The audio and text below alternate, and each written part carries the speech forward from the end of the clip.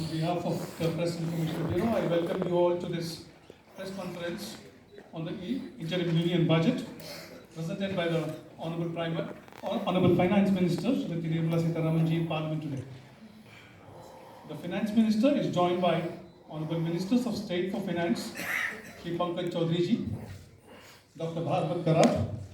Also on the dais are Finance Secretary and Secretary Expenditure, Dr. T.V. Somanathan, Secretary Economic Affairs, Shri Ajay Seth, Secretary DIPAM, Shri Tuhin Pandey, Secretary Revenue, Shri Sanjay Malhotra, Secretary Financial Services, Dr. Vivek Joshi, and Chief Economic Advisor, Dr. V. Anantanageshwaran. A warm welcome to the Finance Minister and her team at the National Media Center. At the beginning of the press conference, Finance Minister will make opening remarks. After that, we will open the floor for discussions and questions and answers. Thank you. Over to you, Minister Ma'am.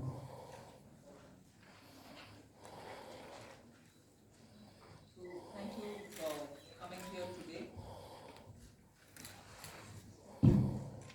Thank you very much for coming here today. Slightly longish opening remarks. I'll try to cut it down. But over and above what you heard me say, I just want to give the overall perspective, so I'll take a bit longer than I desire. See, this is an interim budget presented just before the election, obviously. The four large things that I want to draw your attention to is GDP. You get the numbers, you see it and so on, but I want to bring in this dimension, that governance, development and performance. On all these three heads, I'd like to say what actually we have achieved, because that forms the backdrop. So, on governance, this budget speaks from a position where we have delivered on development, we better managed the economy with correct intentions, correct policies, and correct decisions. So it's a governance with care, conviction, and confidence. If that stood for the GDP's G, the D stands for people living better, earning better, and having high aspirations for the future. And if I move to the P, the performance, 3 consecutive years of 7% growth.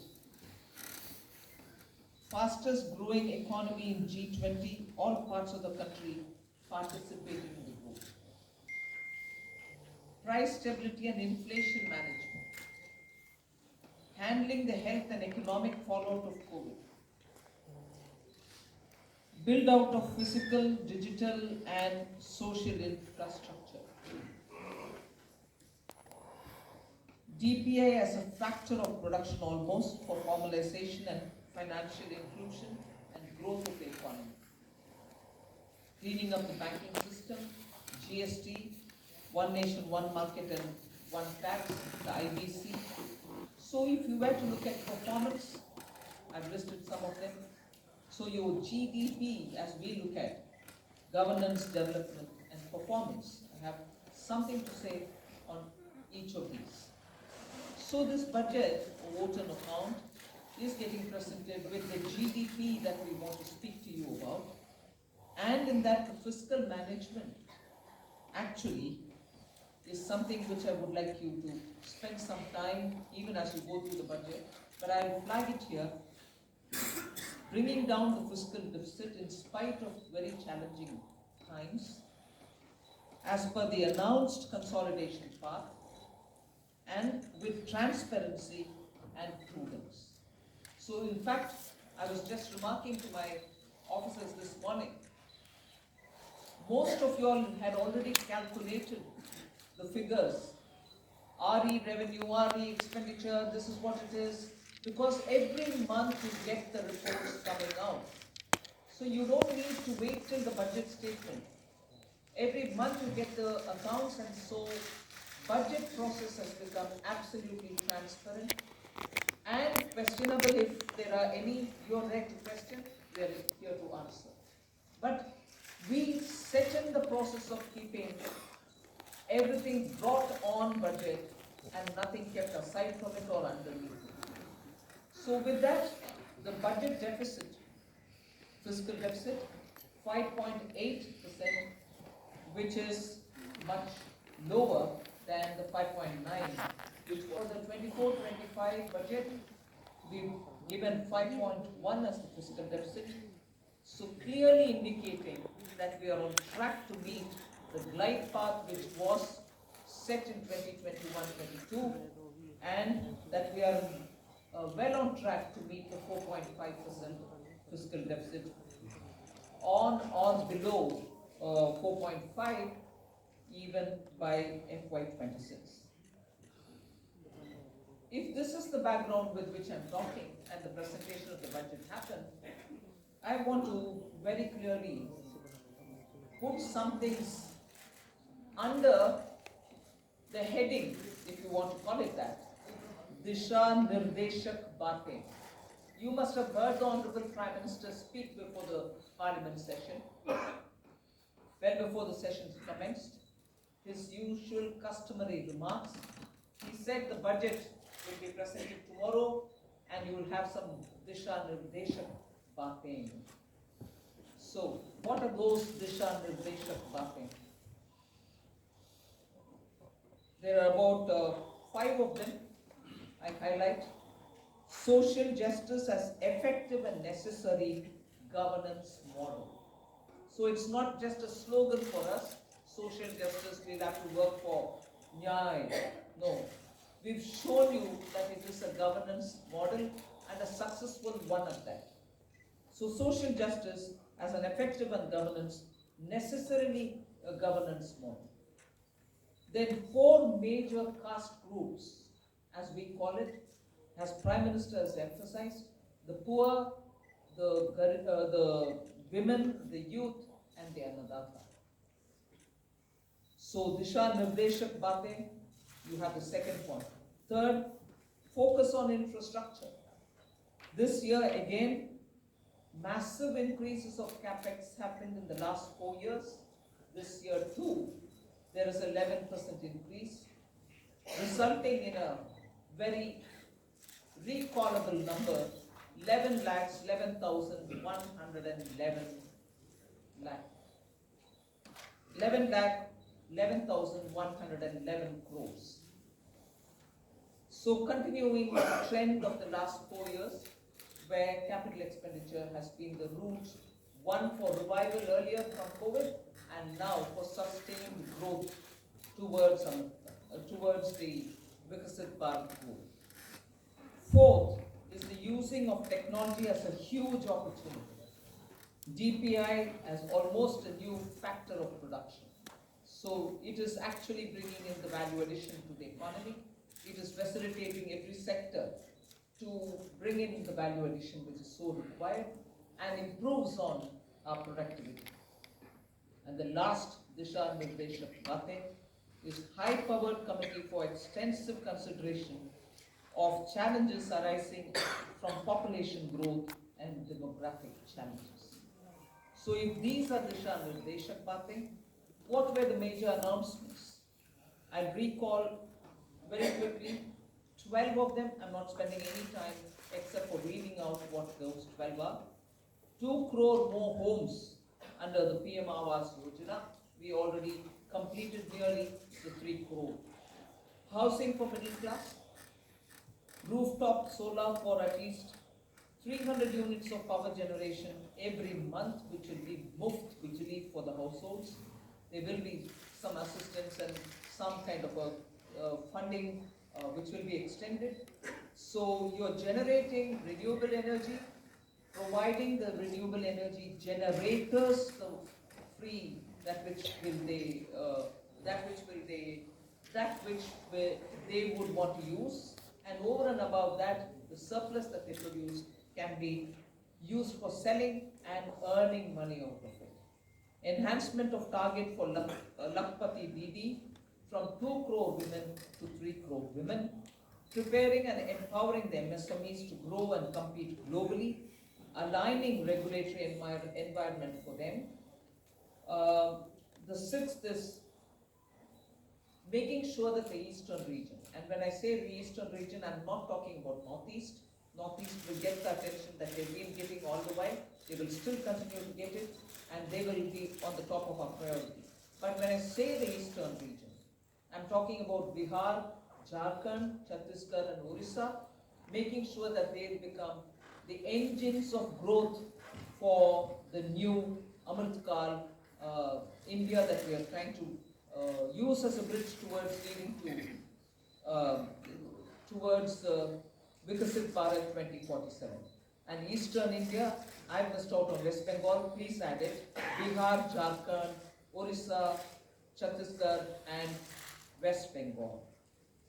Next generation reforms will be carried on, building consensus with states and stakeholders for reform, perform, transform. 3 major corridors, which are programs for railways, for logistics efficiency, and they have been explained. The important point that I want to highlight there is to make sure for Vikasit Bharat, you just don't need to build for better passenger convenience, you need to build for better passenger convenience. You need to give them safety, you need to shorten the traveling time for them. So one of the corridor is going to give emphasis for high density routes where passengers traffic is very high. We need to bring efficiencies and better safety in those areas. But for Vikasit Bharat, passengers need to move as they wish. But equally, materials, raw materials, building goods, cement, rare earths, minerals, we need them to move efficiently as well. So the corridor will take care of that as well. So the synergy between movement of people and movement of goods is what is being highlighted in the 3 corridors that we're talking about. Ninth announcement, that is urbanization, looking at Metro and Namo Bharat. One of the railway related things which I missed out on telling you, 40,000 bogies are going to be improved in the standards with which they can be effective rolling stock and also give the convenience in the passenger experience inside the bogies as well. So 40,000 coaches are going to be brought up to the level of Vande Bharat standards.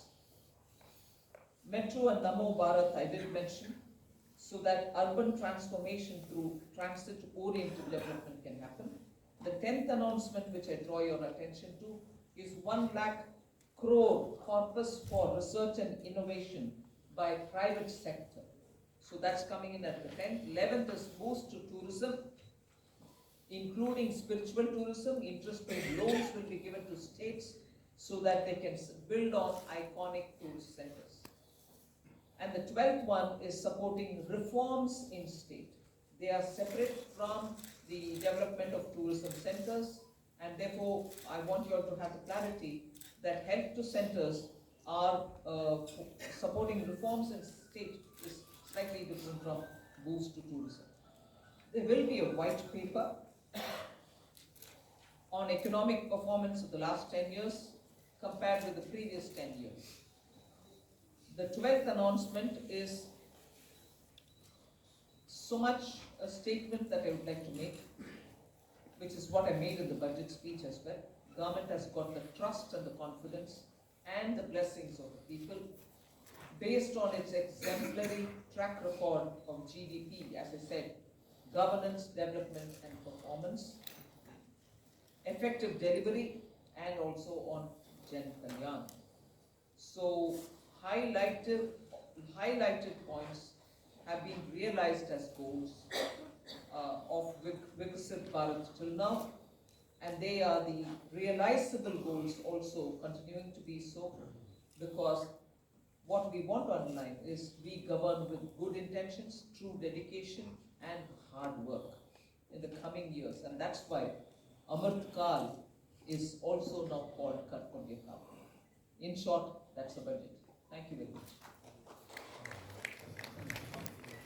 Finance Minister has just now encapsulated the key highlights of the budget. We'll now open the floor. We can begin with the front row here. Please go ahead. Please hand over the microphone here.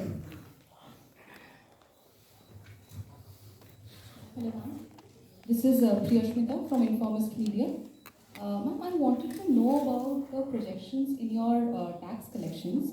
So, tax collections are seen currently growing at about 14.4%. Your April to December data shows. However, the projections in your budget are lower than that. So, a back of the envelope calculation shows that you're going to get about 55,000 above your revised estimate if the collections continues. So, your estimates are conservative, would you say that? I'll certainly ask Somanatha to comment on that. Estimates are always realistic with us. Let me clarify this. If you look at page 6 of the budget, you can look at it later, I'll just explain it to you. We are projecting that gross tax revenue. Now, this gross tax revenue in this sheet is net of refunds.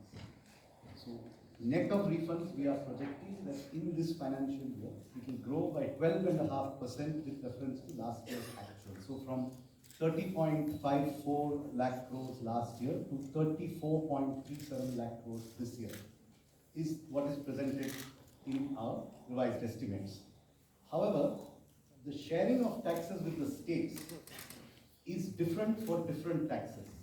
Not all taxes are shareable in the same ratios. What has happened this year, if you look at the number, and they are given on page 6, union excise duties have actually shrunk. They have not increased. Most other taxes have grown at, as you say, 14%, etc. Union excise duties have grown minus 5%. That reduction is almost entirely on the account of the center. Because the same way that cesses are not shared, reduction in cesses is entirely borne by the center. So as a result, the state's share has increased by 16.5% in our revised estimates. Between the state share, the revised estimate, and the state share last year, there's an increase of 16.5%. So taxes are growing 12.5% net of refunds.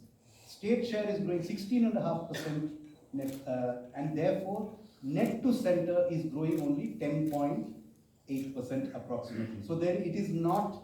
There is no expected further, padding or anything here. This is a realistic, but slightly conservative estimate. Okay, the next question, please, number 65. Please go ahead. Hi, ma'am. I'm Priti from Informist Media.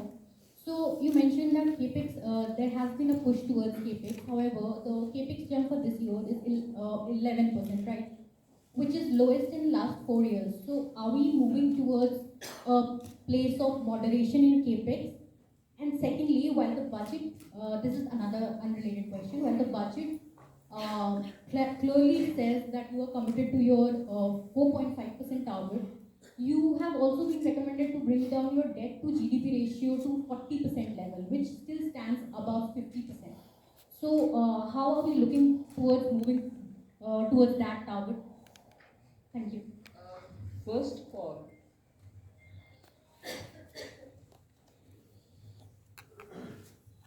I'm on the second, your second bit was on the debt to GDP. What was your first one on?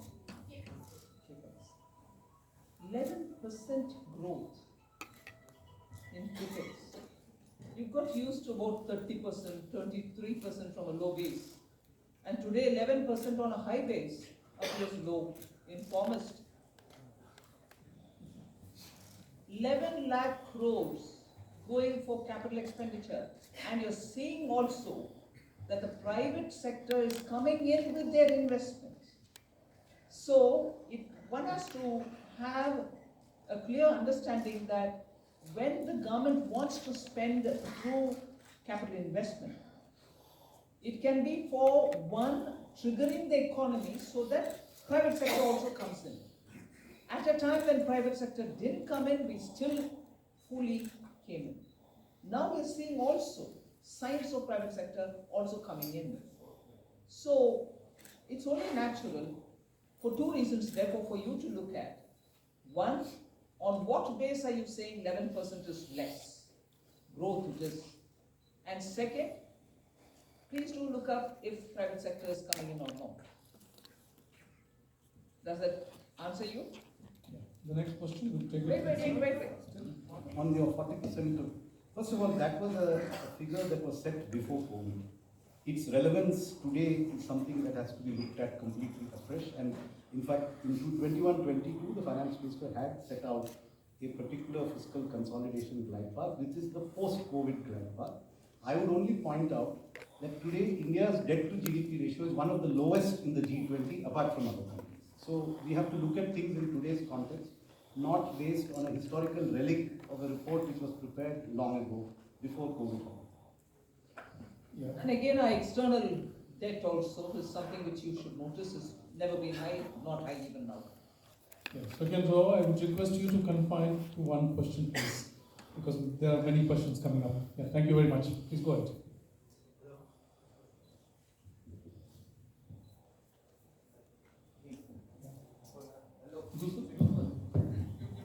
नमस्कार ma'am, आलोक प्रियदर्शी में CNBC आवाज से।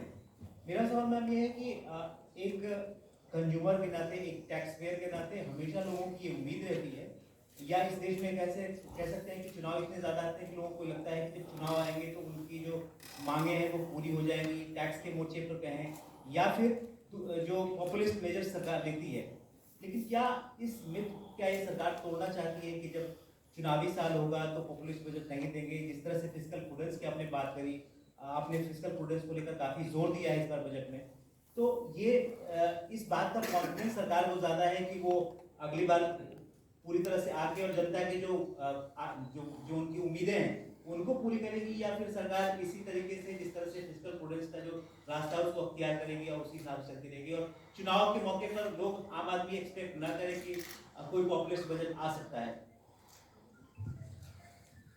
आप discussion जैसे प्रश्न पूछ रहे हैं।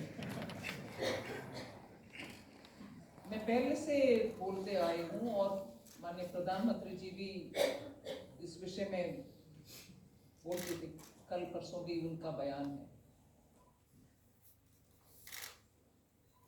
Vote on account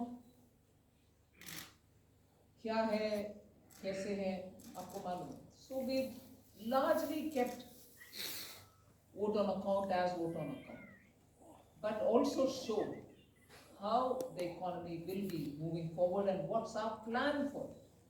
Who are we going to aim at when in July, when we come back to present the budget? Who are the sections who will be addressed? What are the kind of investments being made? However, very clearly showing that on capital expenditure, we are showing an increasing growth. More money is being put in for that, for innovation and so on. So announcements भी है, ये नहीं है कि vote on account है इसमें कुछ और नहीं है। Announcements है, दिशा निर्देशक बातें भी है। So vote on account and interim budget को कैसे, किस हद तक उपयोग कर सकते हैं, और वो भी confidence सरकार, उस हद तक हमने use ही किया। Yeah, Z Business, and after that you hand over the microphone to your right. Yeah.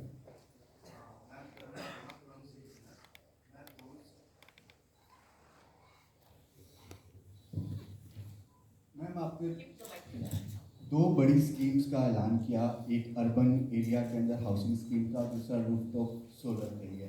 Ma'am, इसका बजट एलोकेशन कितना है? एक सवाल। दूसरा सवाल मैं मैम पूछना चाहूँगा डाइवेस्टमेंट के ऊपर। मैं पिछली बार 51,000 करोड़ का टारगेट था, वो टारगेट नहीं रीच हो पाया। इस बार बजट में ये नहीं मिल पाया कि कितना टारगेट अगली बार के लिए रखा गया है, और ऐसे टाइम पे टारगेट नहीं पूरा हो पाया है जब मार्केट, इक्विटी मार्केट बहुत अच्छा परफॉर्म कर रहा है। Do you want to answer that? पहली बात तो मैं ये स्पष्ट करना चाहूँगा कि जो डिसइन्वेस्टमेंट है उसमें हम वैल्यू लॉकिंग का प्रिंसिपल लाते हैं। आपको एक मैं छोटा सा उदाहरण देता हूँ। हमारे जो 61 लिस्टेड CPSCs हैं और 16 PSBs हैं, एक यानी कि 1 जनवरी 2021 में, यानी कि 3 साल पहले उनका combined market cap 15 lakh crore था, और आज के वक्त में वो 58 लाख करोड़ है। तो हमने 42 लाख करोड़ की वेल्थ क्रिएट की है पब्लिक सेक्टर में, और उसको माइनॉरिटी शेयर होल्डर जो उसमें हैं उन सबके साथ उनकी वेल्थ शेयर हुई है। तो आप वेल्थ इफेक्ट नहीं देख रहे हैं, आप सिर्फ उसमें से वेल्थ में से हम क्या निकाल रहे हैं, लेकिन वो जो वेल्थ जनरेट करना भी इक्वली इम्पोर्टेंट है। एक साल लोन में हमने 21 लाख करोड़ का 25 लाख करोड़ का एडिशन किया है। तो आप समझ सकते हैं कि 2014 से जब हमने 4.2 लाख करोड़ का डिसइन्वेस्टमेंट किया है और 4 लाख करोड़ का हमने डिविडेंड लिया है सीपीएससी से 8.5 लाख करोड़, उसके मुकाबले एक ही साल में 25 लाख करोड़ का हम मार्केट कैप ऐड कर रहे हैं। तो ये जो वैल्यू अनलॉकिंग स्टोरी, इसका मतलब ये है कि आपको डिसइन्वेस्टमेंट करना है तो वेल्थ भी इम्प्रूव करनी है, शेयर की वैल्यू भी लेनी है, और तब डिसइन्वेस्टमेंट कैलिब्रेटेड वे से करना है। इसलिए सरकार ने डिसइन्वेस्टमेंट का एक तो हमने कोई फिक्स टारगेट भी इसे नहीं रखा। हमने ये कहा है कि हम एक अदर रिसीट्स में एसेट मॉनेटाइजेशन हो, डिसइन्वेस्टमेंट हो, वो सब जाते हैं। और दूसरा रिसीट का एक इशू है कि हम कभी भी यदि हमें अपॉर्चुनिटी मिलेगी इससे ज़्यादा भी कर सकते हैं, लेकिन एक उसको फिक्स्ड मार्केट सिग्नल ये देना कि हम शेयर बेचेंगे इसी प्राइस पे बेचेंगे, उसके कारण उसका प्रतिकूल असर मार्केट में पड़ता है। इसलिए जो हमारा वो है अर्थ ये है कि हमारा जो रेवेन्यू है, और दूसरी हमारी इम्पॉर्टेंट स्ट्रैटेजी है कि डिसइन्वेस्टमेंट और डिविडेंड ये दोनों ऑपोजिट डायरेक्शन में हैं। जब हम कंबाइंड कह रहे हैं हम 92,000 करेंगे तो कंबाइंड आप देखिए, और non tax revenue is the biggest story. लगभग 75,000 करोड़ का नॉन टैक्स रेवेन्यू ऐड हो रहा है और हाईएस्ट ग्रोथ उसमें है। और अब लगभग 1 लाख करोड़ जो है, यदि आप बजट से देखें और नेक्स्ट बजट में देखें तो 1 लाख करोड़ का नॉन टैक्स रेवेन्यू हम ऐड कर रहे हैं। और नॉन टैक्स रेवेन्यू ऐड में डिविडेंड की बहुत बड़ी भूमिका है, और डिविडेंड हम एक्सीड कर रहे हैं। तो इसलिए आप कंबाइंड वे से इस सारे यदि इस सेक्टर को देखें तो हमको एक नई दिशा में जाने की जरूरत है, जो हम गए। रूफटॉप सोलर के लिए 10,000 करोड़ का प्रोविजन है बजट में। As regards the urban housing scheme, its contours are being worked out, and there is a token, and it will be funded when the exact contours are finalized. Yeah, the next question, please go ahead. 81, please. Okay, go ahead. Yeah, sir. Prakash Pedashi from ET now. The benefit of lower tax rate of 15% has been extended for startup and investment by sovereign wealth fund. My question is, has it also been extended to manufacturing unit?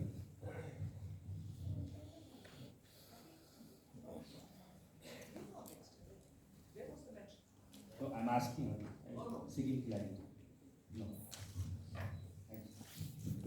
Bloomberg, Ruchi.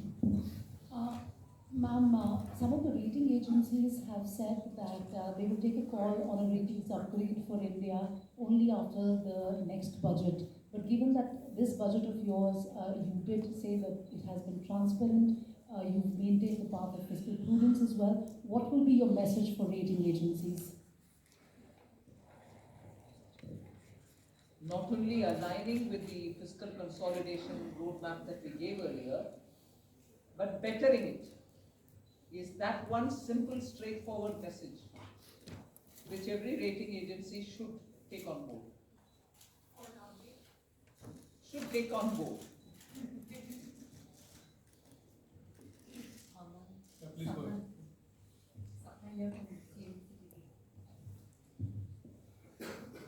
Ma'am, two questions. One very broad, generic. Excellent work in terms of fiscal consolidation. Just want to understand, is it slightly ambitious to have a 5.1 number right away in the Indian budget? I mean, broadly expectation was July budget, you would start kind You of... didn't want us to give the No, next I don't I mean wish that. I'd known it. I don't mean that, but just trying to understand, like in 2 years, you'll be able to do below 4.5%. Very broad understanding, ma'am. One is that. Second, ma'am, we're talking about next generation reforms. Within that context, the government has had a massive privatization agenda. There doesn't seem to be, any mention of that as of You now? just heard to him. Sapna, you asked him the same thing. You went elaborately on it. But with you still sticking to it, just broadly want to understand. Next. Yeah, please go ahead.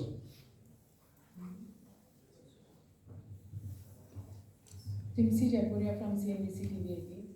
Ma'am, in your budget speech, you've given a very ambitious target of 1 lakh crore worth of a fund for private sector for research and innovation, where you've promised 50-year interest-free loan. If you could give the contours of this scheme, which are the sectors who will benefit in terms of the private sector, which are the specific sectors who can avail this corpus, and what kind of work or research and innovation are we focusing on? Sectors and how this scheme will work. I'll tell you the quantitative part, and Secretary Ye can expand on the sectors. There is the 1 lakh crore is a provision over a period of time as the need emerges. This will be provided as a 50-year interest-free loan to a financial institution which will be identified. This will be within the government ambit of financial institutions, who will then finance or refinance projects at long tenors and at concessional rates of interest. Money has been provided in this budget in the Department of Economic Affairs for multiple purposes, including this one. So there is a provision for this in the Department of Economic Affairs, which covers many other things also. As regards the sectors, I leave. As you know, so the budget is huge. These are the sunrise sectors. And what is the economic logic behind it? These are the innovation and research. Investments are needed today, and the private sector, the returns will come couple of years down the road. And those couple of years can be 4 years, 5 years, 10 years. For some investments, it can be even longer. So it will not be commercially viable for private sector to invest if it were to be a commercial money sector. So this is what the fund will help them. Clear identification of those sunrise sectors will be through a stakeholder process. Yeah, business line. Namaskar, ma'am. Shishir here. Just two clarity, ma'am. One is about the TCS. Some changes have been made in the TCS on the LRS. So what are those changes? There is not much clarity because explanatory memorandum is not there. And the second part is the housing scheme. Will it be just like an interest subvention scheme, or what will be the contour? So you are aware that sometime I think last year, maybe in June or July, there was a press release in which the TCS rates were later on changed from what were announced in the budget of 23-24. So basically, it is just to align those TCS rates with what was announced in the press release. There is no further change from what was announced in the press release. Your question on housing was? What will be the contours? It is still being worked out. Interest subvention Could be one of the features of the scheme, but nothing has been finalized yet. It's under discussion between Department of Financial Services, Ministry of Housing and Urban Affairs. Multiple options are being considered on how to achieve the purpose that has been set out. Hello, ma'am. Ruchika Chitravanshi from Business Standard. One question was regarding relating to the announcement you made about the withdrawal of demand for outstanding tax. What will be the cost to exchequer for the tax that will be foregone? And second, a small clarification. The 75,000 crore 50-year loan that is linked to the milestone reforms, yeah. Is that in addition to the 1.3, or is it part of it? Sanjay, do you want to explain the premise? So all of you would be aware, that there are a large number of small demands that are pending with respect to income tax, wealth tax, gift tax. The number in all about 2.68 crore such demands. The total amount, of course, is very high, which is 35 lakh crore of outstanding demand. A lot of it is in litigation. But many of these demands, about 2.1 crore, in fact, 2.1 crore out of 2.68 lakh demands are valued less than 25,000 rupees. Now, many of these demands are very, very old. dating from 1962 when Income Tax Act was was enacted, and right now till very recently till today. So this has been causing a lot of hindrance, especially for the top taxpayers, because these demands are very old. Many of them are unreconciled because of systemic issues. We shifted, our CPC, all the tax records, centralized them in 2010-11 year. And so that's why a cutoff has been taken at 10-11, because previously the demands were decentralized. And so we are unable to, verify many of them, causing disruption and hindrance in payment of refunds. So out of this 2.1 crore demands, which are less than 25,000 rupees, about 58 lakh demand entries for the period pertaining to financial year 9-10. And then from 10-11, these are less than 25,000, as already announced by the Honorable Finance Minister, and another 53 lakh entries pertaining to the remaining 5 years from 10-11 to 14-15. So 1.1 crore small demands, 25,000 and 10,000 for the 5 years.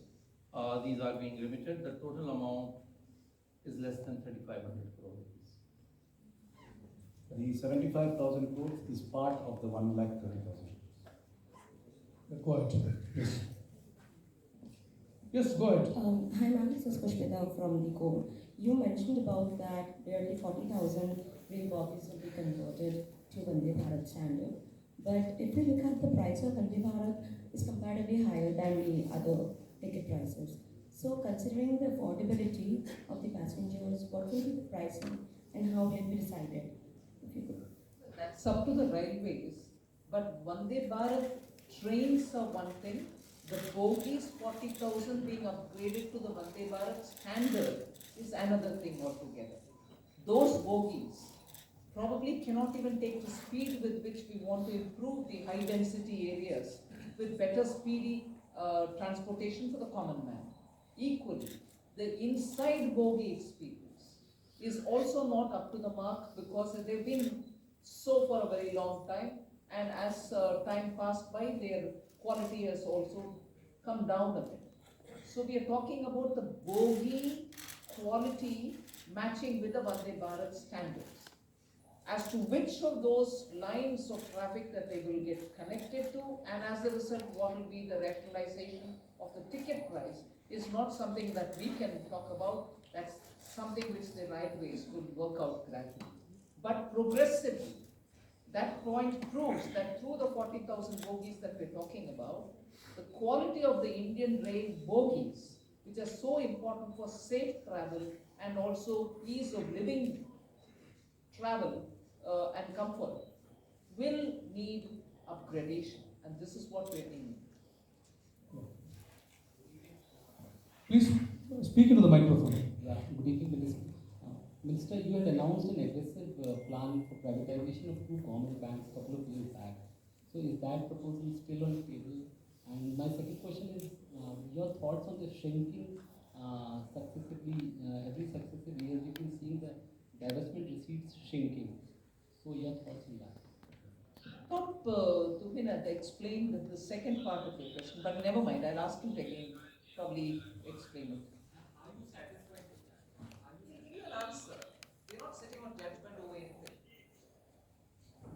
The disinvestment receipts, as you say, is that, is basically you part with your wealth, which is the shares or the property, and convert it and monetize it. Now there is a wealth effect also there, and we have partners which are the listed companies, the minority shareholders. Our point is that we are also, taking care of GDP, as FM ma'am mentioned, in respect of CPSCs. If you look at the CPSC's performance, whether it comes to capex of 3.2 lakh crore, whether it is their growth story, whether their investment in green energy, whether their performance in return on capital employed, whether you look at return on equity, on all fronts, we are seeing that they are big market players, they continue to improve, and therefore they continue to reward shareholders, including the government. Government is a majority shareholder, but a large part of our shareholders are minority shareholders. So therefore, any strategy, calibrated disinvestment strategy, which will actually do the sum over a period of time is much more than that. And besides, the shares also give you dividend, and we have a consistent dividend policy too. And money is fungible. So we have to have a new paradigm in terms of thinking about, and not to just keep on parting with our wealth at one stroke. We can always do it in a gradual, calibrated way. We'll take a question from the right side, ma'am. Please go ahead.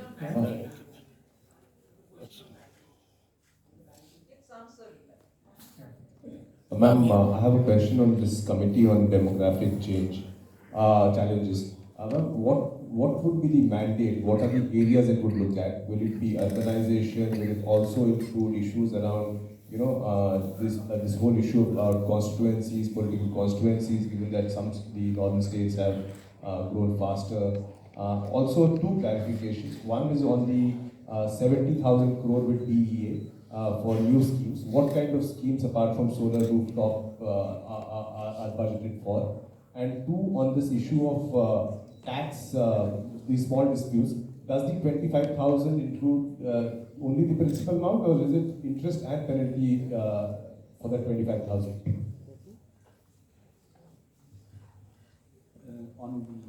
On provision for Department of Economic Affairs, this has two components. There are certain specific announcements that have been made, and those are provided for.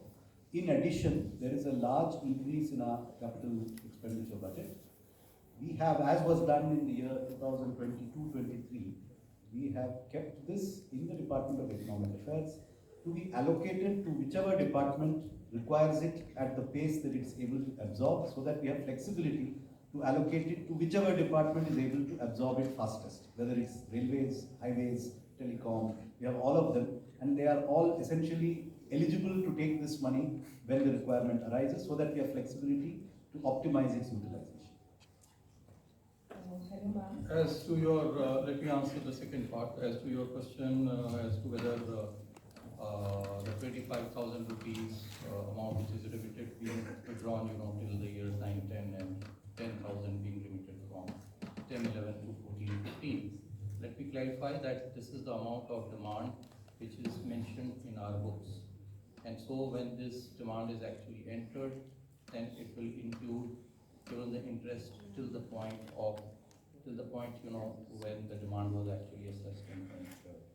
So it includes the interest till that point of time. And any interest which accrues later on is also withdrawn. Yeah. Front row, left side, please. Ma'am. Demographic change, See, when we talk about demography, it is an opportunity, it is a challenge.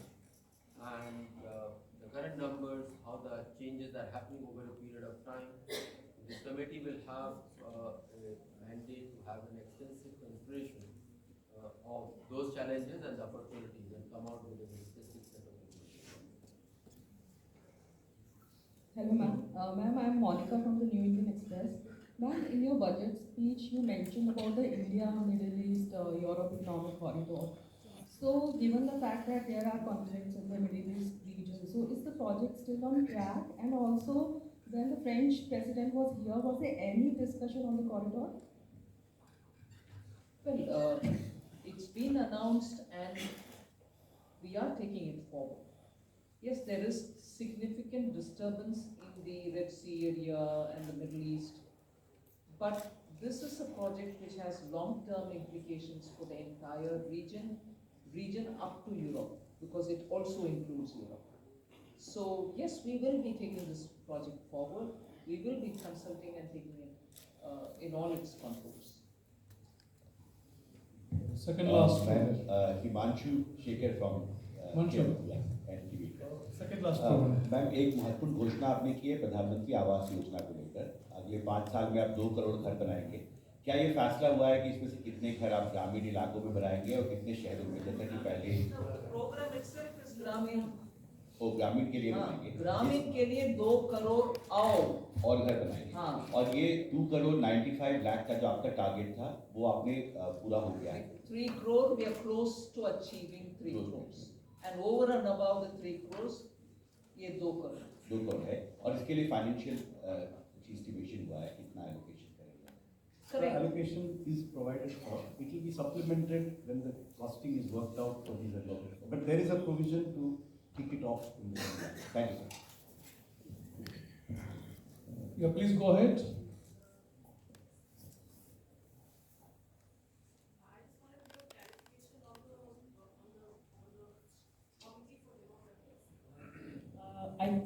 You mentioned the mandate, which I think you want a bit more clarity on that. Is it going to be something similar to the population control bill that has been spoken about in the past, or is it going to have a different mandate?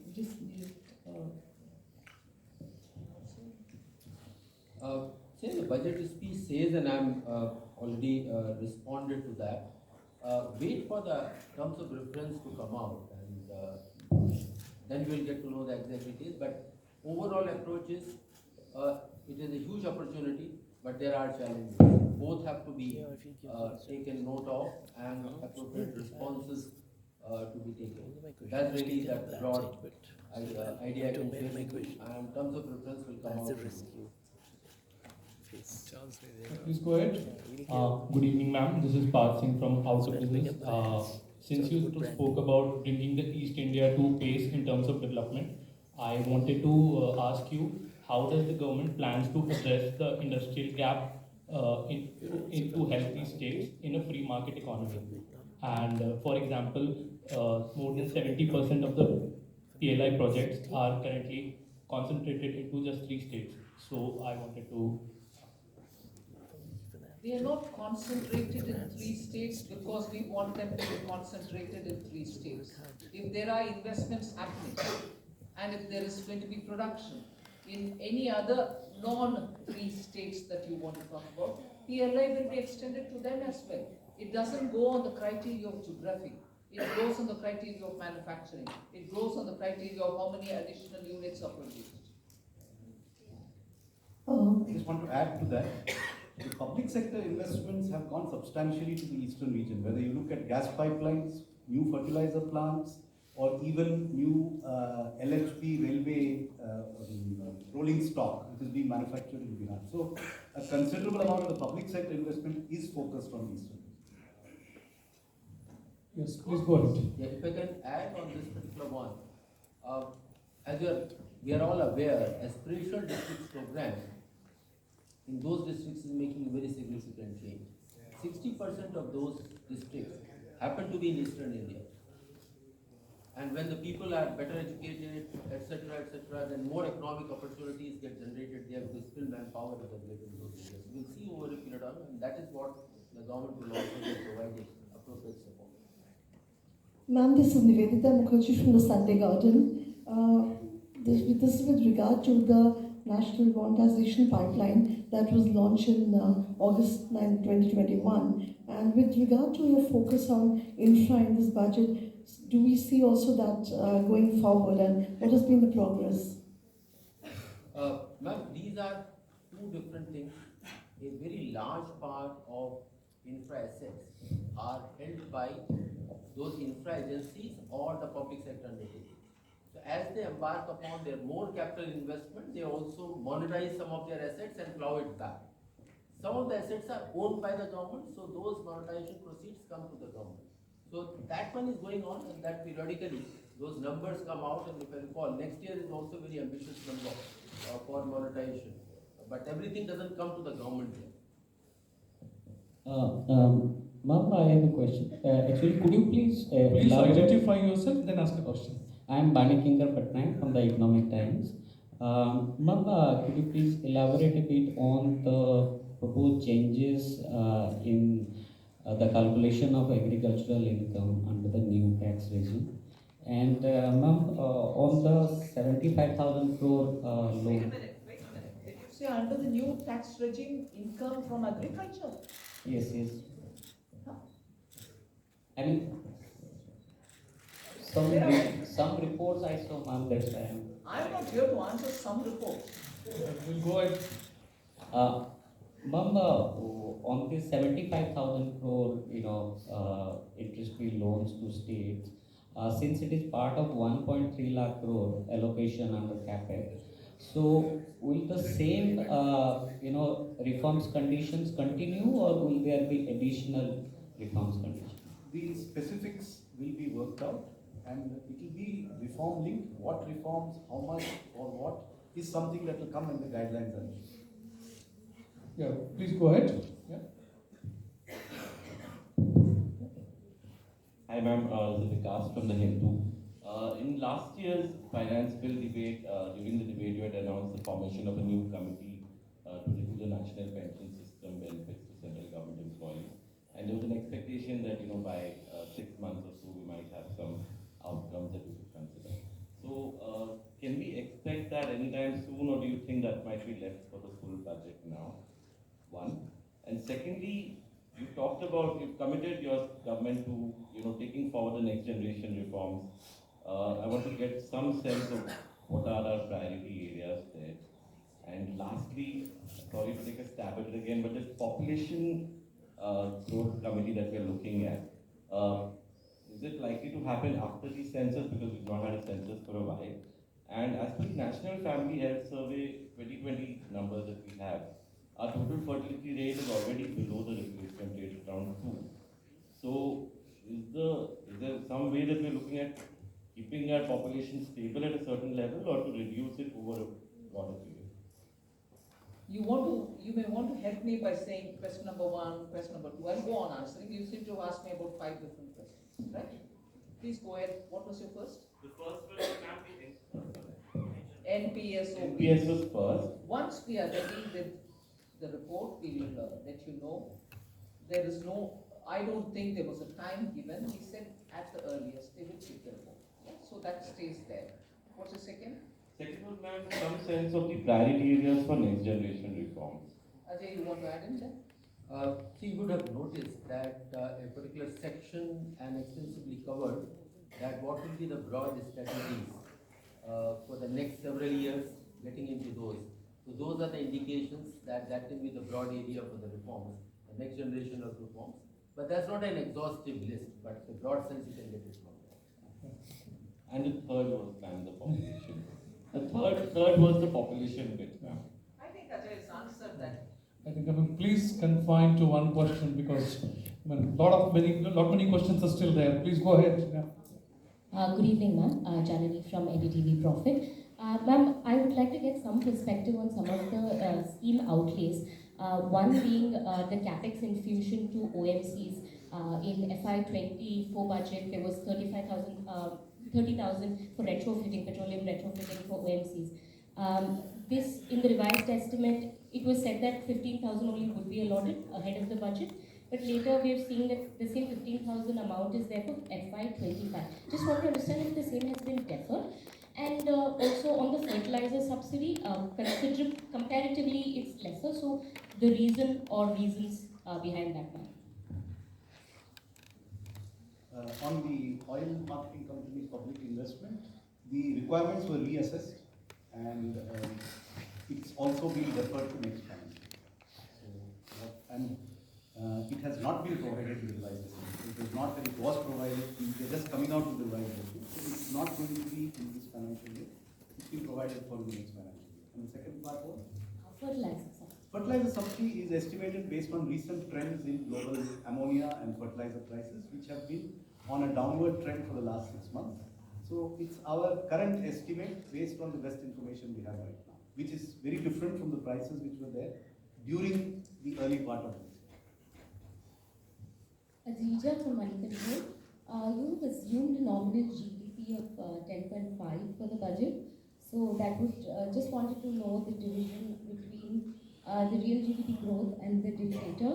Also, the tax collection growth is seen at 11.5 if I'm not wrong. So there seems to be a more significant gap between the two, which we've seen a trend in the past. One more clarity, I'm sorry for adding.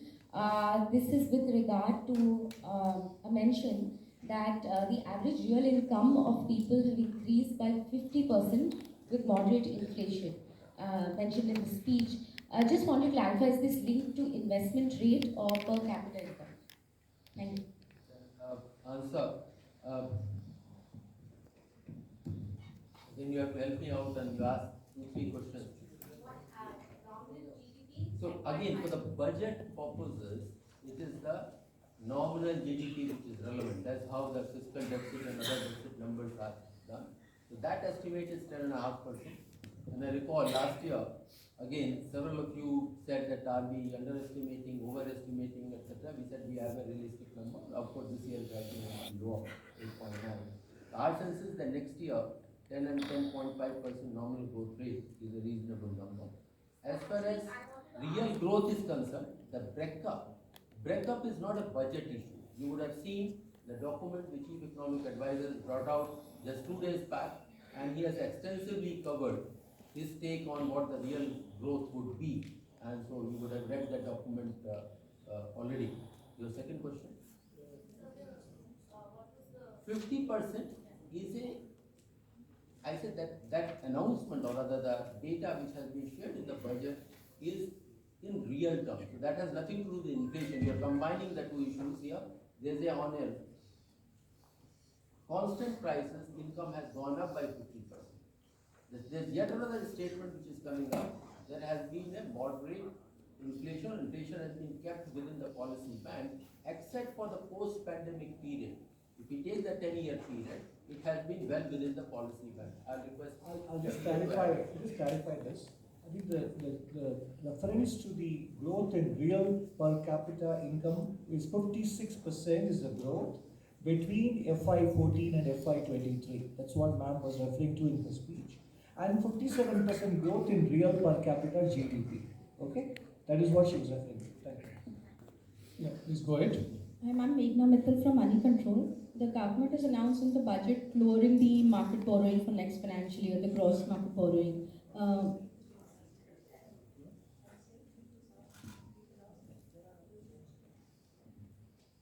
So I just wanted to understand what gives the confidence to the government that they'll be able to lower the market borrowing amid the global challenges and the capex increase that has been announced.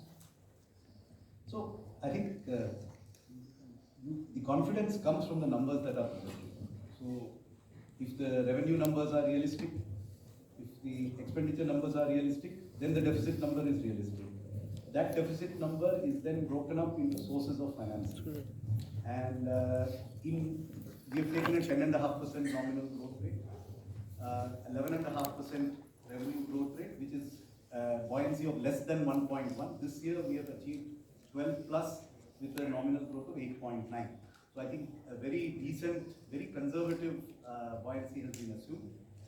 In addition, the expenditure numbers are realistic. We have provided for everything. Therefore, the deficit numbers are achievable. And the borrowing breakdown is given here in terms of how much is market, how much is small savings. Small savings, we have shown a declining trend in resources from small savings. We have shown a declining trend in external debt, and that is reflected in these borrowing numbers. So these are very realistic borrowing numbers. On the gross borrowing coming down, next year some of the repayments of loans taken will not be happening from the consolidated fund. They are repayments of the GST back-to-back loans. So they don't necessarily lead to new gross borrowing. So there is a slight recalibration between the growth of the net, in fact not the growth, the decline in the net borrowing is gentle, the decline in the gross borrowing is steeper, but there is a reason for it. So it's very realistic. Good evening, sir. Supplement this answer, and your answer to your question lies in what the Finance Minister committed 3 years back, the consolidation part, fiscal consolidation part. Now, when the GDP is growing, but fiscal deficit is being brought down, and coming down now to 5.1%, even with a higher GDP number, borrowings are lower, and with that part, it is expected to be lower as well. Good evening, ma'am. From the middle row. Good evening, ma'am. This is Sanjay Agarwal.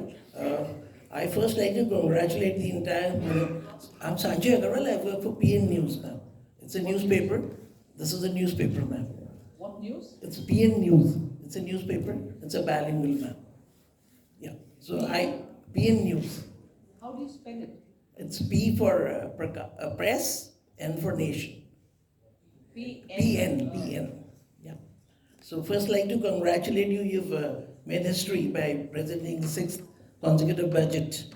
So my question was already being taken by another friend. I want to know that you're talking about income tax demands, as Sir explained, Sanjay, that there have been about the borrowings is 14.13 lakh crores, and this your effect is 3.8 CR. So wouldn't it affect?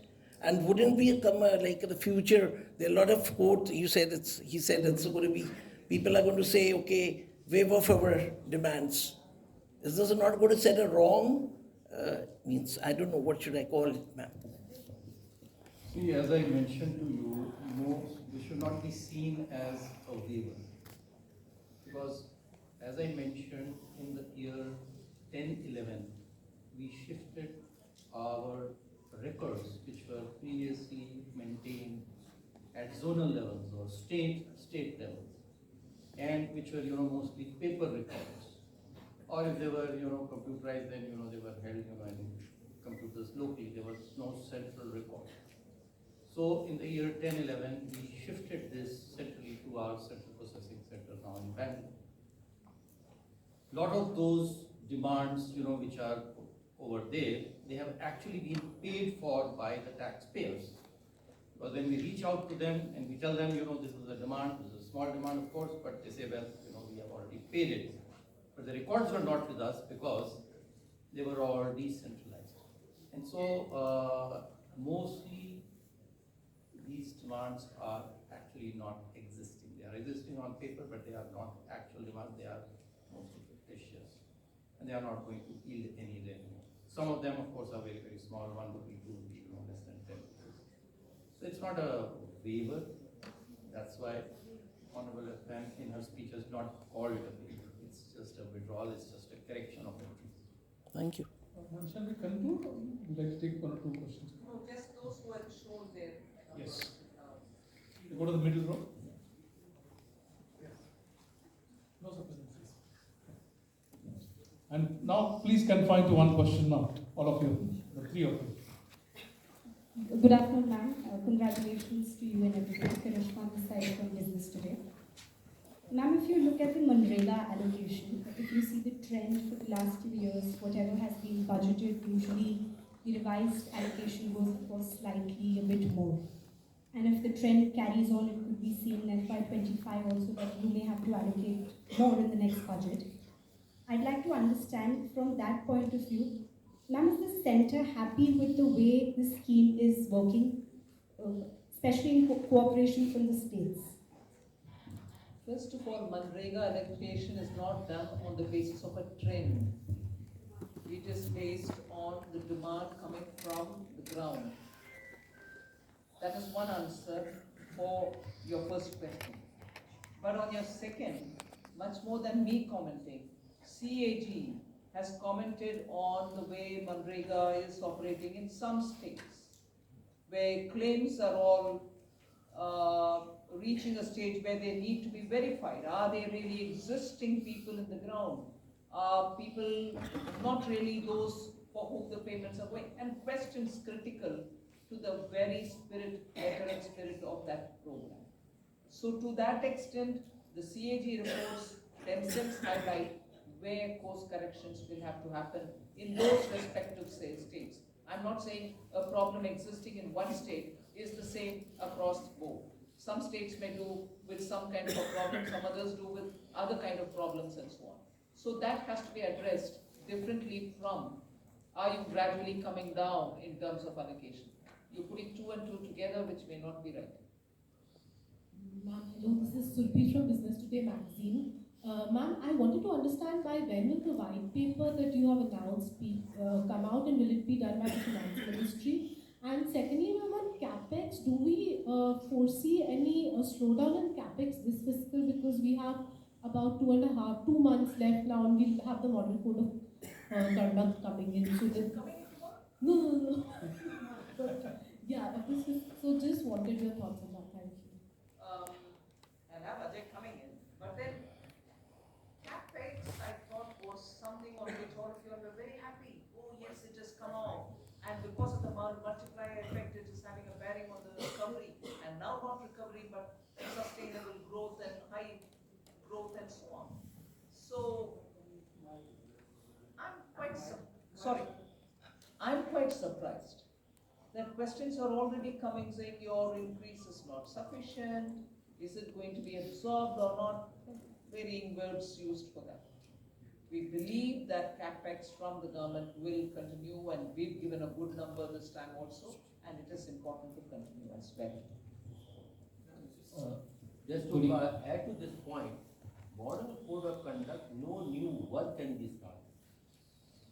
Whenever the model code of conduct will come, now in the balance 2 months of the current financial year, it will, ongoing works will go on with full pace. There is absolutely no bar on continuing with those works. This is Sumit Chaturvedi from ET Now. Again, the question is, you said there will be white paper on pre and post 2014 economy. What is the timeline for that? You said it will be coming soon. And also, just similar question, because what would be the parameters on which both periods comparison will happen, because they were both the different periods with different kind of challenges. Comparison is always between two different periods only. I can't compare myself today, this minute, can I? They have to be varying periods to compare. It has to be so. The timeline. Wait when the white paper is laid down. The last question, please. I am Nikun Dori from Reuters, requesting some clarity on the gross borrowing, lowering of the gross borrowing, market borrowing for next year. One of the annexures to the document, budget document, says that maturing debt would be met through GST compensation fund. So, wanted you to clarify whether this relates only to the back-to-back loans that were given to states. Yes. earlier. Absolutely, Yes. only to that. So, thank you very much. It was an elaborate press conference. Thank you very much for your presence, everybody. Thanks a lot.